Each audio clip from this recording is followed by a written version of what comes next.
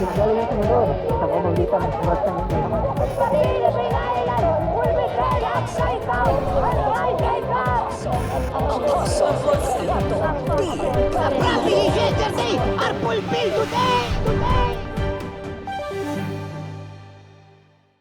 Aminin, hanggang ngayon ay hindi pa rin malilimutan ang lahat ng pinangyari ng Diyos sa ika-31 anibersaryo ng programang Oras ng Himala.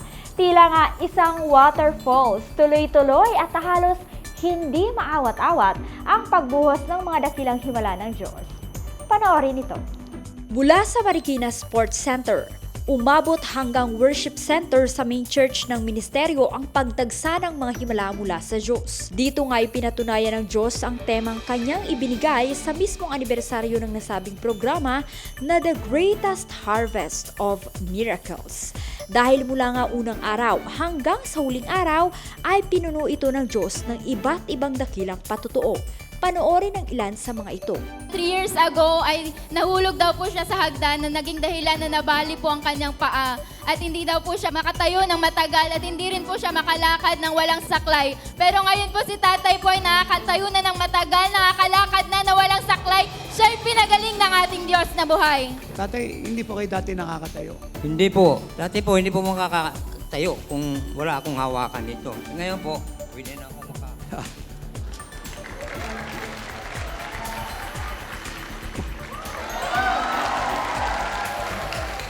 Na-diagnose po siya na may bukol o cyst sa kanyang matres. Kasing laki po ito ng ulo ng bata.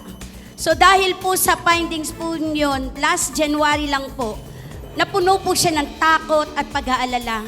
At dahil po sa takot at pag-aalala po niyan, hindi po siya mapalagay. Meron po siyang boyfriend. Ang boyfriend po niya ay nagtatrabaho sa engineering ng TV5.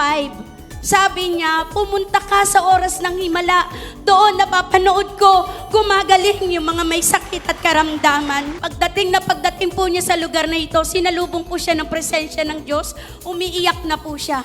At lalo na nung lumapit po siya sa harapan, habang kayo daw po ay nananalangin, walang tigil ang pagpatak ng luha sa kanyang mga mata. At nararamdaman po niya yung bukol na kasing laki ng ulo ng bata ay pinipiga. Ini-squeeze. At yung takot, pangamba at pag-aalala sa kanyang puso ay napalitan po ng kagalakan. Yung kagalakan pong yun ay nagdala rin sa kanya ng kagaanan sa pakiramdam at naniniwala siya. Yung kasing laki ng ulo na sispong yan, purihin po ang Panginoon, nilusaw ng ating Diyos na buhay. Kumusta ka na? Nawala po yung fear ko tsaka mga worries po. Nung pumunta po ako sa harap, hindi ko na napigilan yung pag-iyak ko kasi naramdaman ko parang ini-squeeze. So, naramdaman ko na pinagaling na ako ni Jesus. Salamat. Thank you, Jesus. Kayo po yung may problema po sa puso. Opo, opo. Kasi 8 taon po akong inalagaan ng heart center sa aking bara. Ngayon, So, kumusta na po kayo ngayon? ngayon po, kanina po bago ako dumating dito, kasi ang sign ng barado sa puso, masakit po yung likod, tapos parang may nakadagan dito sa dibdib ko. Nagliwanag na, gumaan na yung dibdib ko. Ngayon po, Maginawa ginawa na. na po, hindi Yung na po likod nyo. sumasakit yung likod ko. O yan. God bless you po. Walang katulad ang anibersaryong ito ng nasabing programa dahil hindi lamang himala ang nasaksihan, kundi ang mga makapangyarihang kapahayagang mula sa ating Panginoon sa pamamagitan ng apostol ng Diyos, Apostle Renato D. Carillo, na talaga nga namang nagdala sa church at sa buong body of Christ sa kaseryosohan sa pagliligtas ng kaluluwa. Ang hindi maawat-awat na iglesyang lagunang-lago na naging kagaya ng Panginoon ay iglesyang walang tigil na nananalangin at nagayon.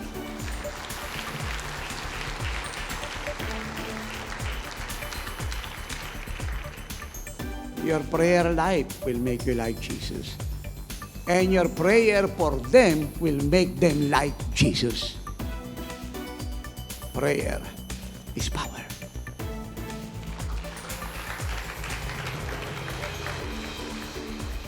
And a life of prayer is a life of power. Yung kalinisan po ng puso natin ay malinis na. Pero sa pamagitan po ng turo ng lingkod ng Diyos ay mas lalo po nating linisin. Ang soul winner ay merong attitude to go out where the people are. Kung nasan ang tao, doon siya nagpupunta. Doon saan maraming tao, ando doon siya. Maybe not the same burden, maybe bigger or greater or even lesser. But God be merciful to us. Nabaguhin niya po ang buhay natin ngayon ng gusto. Na mga matay na tayo sa sarili natin. At magsimula na po tayong magligtas ng buhay. At agawin ang lahat sa impyerno. At maging daan ito ng mabilis na pagpasok ng maraming kaluluwa.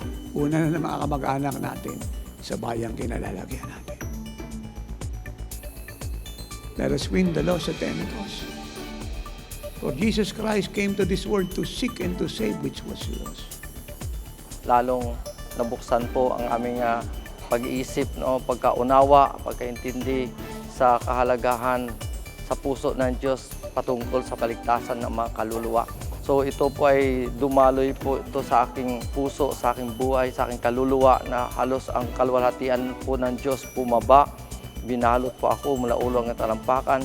Grabe pong glory, grabing toning, pasanin sa pananalangin para sa mga kaluluwa na to. Dahil ang katotohanan at kadahilanan at ang paraan lang po o solusyon para po itong mga kaluluwa na to ay mabuksan, lumaya o gumaling o mapagpala o maligtas sa pamagitan lang ng isang taimtim at malalim na pananalangin sa harapan po ng Diyos. Kaya sobrang nagpapasalamat po kami sa buhay ng lingkod ng Diyos na katulad po namin na naglilingkod sa Panginoon, lalo ng mga pastor na katulad po namin ay kinakailangan po namin ito na napakahalaga na sa bawat araw ng aming mga buhay ay hindi tumawala sa aming mga puso. Yamang napakahalaga po ng kaligtasan po ngayon. Napakahirap na magligtas ang napakaraming buhay at kaluluwa na hindi po natin bitbit yung pag-ibig po ng Diyos. Kaya pinaunawa din po ng Panginoon kung gaano kahalaga yung deep intimacy po natin sa Panginoon. Kakaiba nga at walang katulad ang ministeryong ito